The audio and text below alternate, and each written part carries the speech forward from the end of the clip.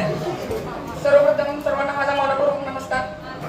मी कुमार चैतन्य चंद्रकांत जगताप, इयत्ता 10वीचे विद्यार्थी. आता तुमच्या समोर विषय मांडू इच्छितो. माझी आई. माझी आई आहे तव्यावरची गरमागरम पापड. अरे माझी आई आहे तव्यावरची गरमागरम पापड. आगाऊपणा केल्यावर गालावर दिलेली पहिलीच चापड. माझी आई आहे देवघरातील परमेश्वराचे चित्र, माझा अगदी अगदी आवडता मित्र. माझी आई आहे. माझी आई आहे प्रसादातील खडे साखरेचा कडा. पाठीव गिरवला पहिलाच दडा. पाठीव गिरवला पहिलाच दडा.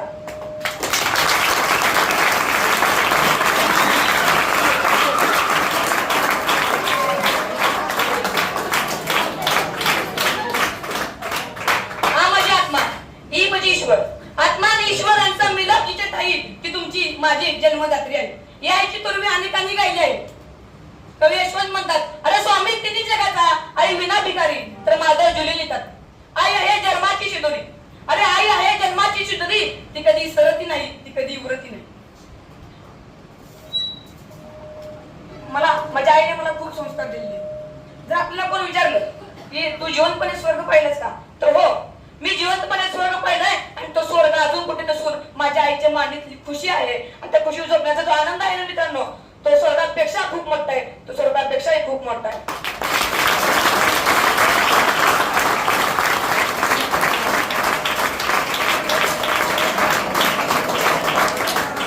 आपल्याला प्रेम करणारी, आपल्याला लाड करणारी आपली आई.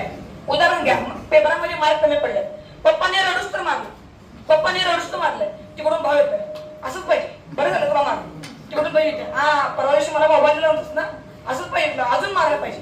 पण आपली आई येते. आई म्हणते, लागलं, दुखतंय का, बरं असू दे, तोंड धुवून घे, 2 घास खाऊन घे. अशी काळजी करणारी म्हणजे आपली आई असते. आणि आपल्याला आपल्या जीवनामध्ये आई मिळाले ना, याचं भाग्य तुम्हाला लाभलेलं आहे. याचा मला गर्व आहे.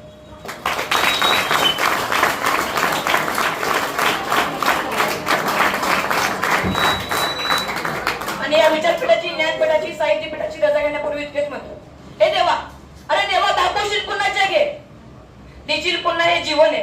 दाखवशील पुन्हा जग हे, काही मागणार नाही, फक्त हीच आई दे, फक्त हीच आई दे, फक्त हीच आई दे.